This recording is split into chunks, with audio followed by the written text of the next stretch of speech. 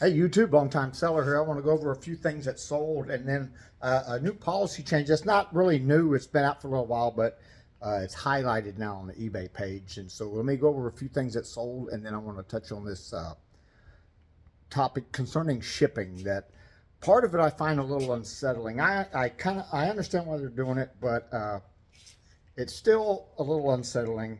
So, but let me go through and I'll show you what sold. So, first of all, find them here. All right, I sold an NFL logo polo. That sold for $15.83 plus shipping.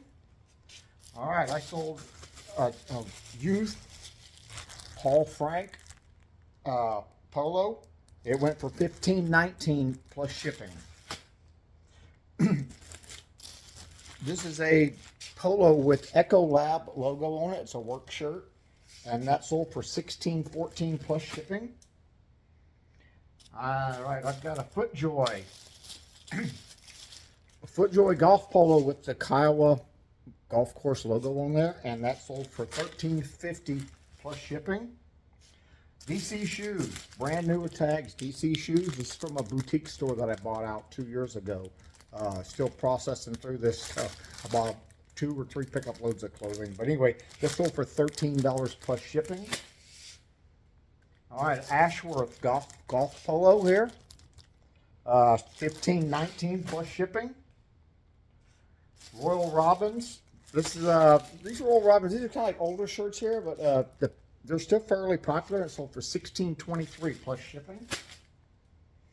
All right, now this is a Chaps, and I don't sell a lot of Chaps. That's a cheaper brand from Polo Ralph Lauren, but I do pick them up occasionally if they've got a really nice, unique design.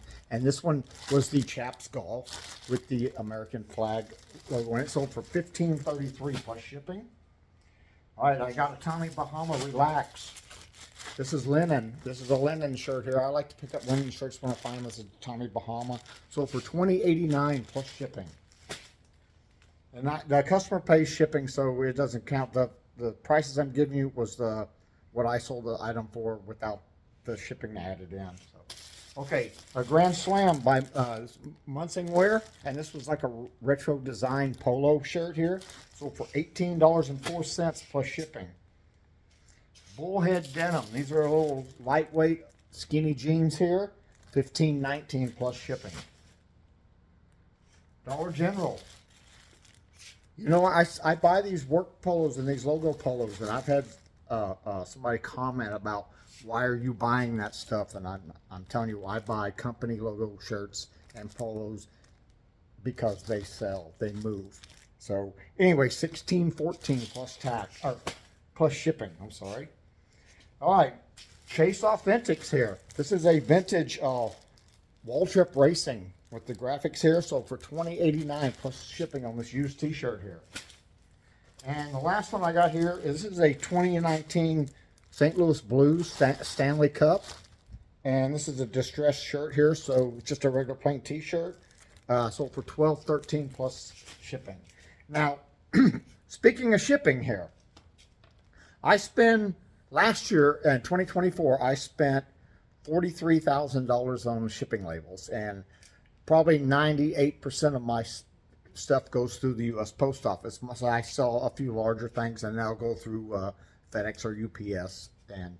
But primarily, I ship my items through the U.S. Post Service. Well, I'm going to ship today, and I had an item like Post Office was way out, so I know it was going to be real expensive. So I knew to go to FedEx Ground where I could save money. And the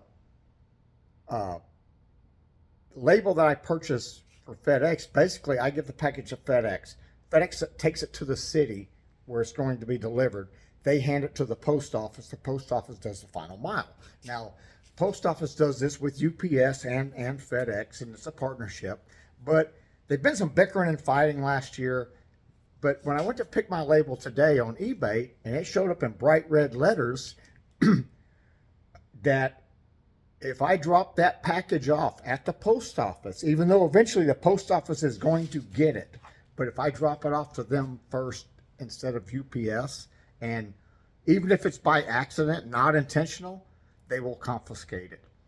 So basically, my beef with that is, even though the post office is going to get that package eventually as part of the chain of the shipping, but if I forget and I mix it in with the other orders, or I accidentally get it and drop it off at the post office, they're telling me they're going to steal that package. Confiscate, steal. Same thing, okay? That's the same word to me, because you're going to confiscate my package because I accidentally dropped it off at your place. So now you say, hey, this is mine. And let me tell you what post office does with confiscated packages. Do you think they're going to return it to you? No. It gets sent to a place and they box it up, and all this shit goes into auctions. Excuse my French there. I try not to curse on this channel, but I just found that as a little unsettling. Now, granted, my post office, my local post office I go into, and I know these people and I speak with them every day, and every now and then I'll go grab a couple dozen donuts and drop it off for them to appreciate that the work they do and the help that they give me, because I do bulk deliveries, and I get to walk in and beat the line and push a button and they come and open the door for me. But anyway, so I show my appreciation through buying them a couple boxes of donuts every so often, and I'm quite sure that them knowing me, if they saw that package, they would probably hold it and give it to me the next time. But that may not be the case at every post office in every place. So just something to be aware of and be on the watch out for. And I personally, I think it's stealing. All right, it's theft. Even though what's the absurdity of it is the post office is going to have that package eventually. Now, granted, they're not taking it to the city, FedEx or UPS is, and they're going to give it to the post office in that city, and then they'll deliver it the final mile. And I understand the process, and I'm not complaining about it, but I just find it absurd that they are so petty that they will say, we're going to confiscate, aka steal, your package. And all they're going to do later is it's going to go up in one of their auctions. The post office auctions off millions and millions of packages each year. You would be surprised at how many packages.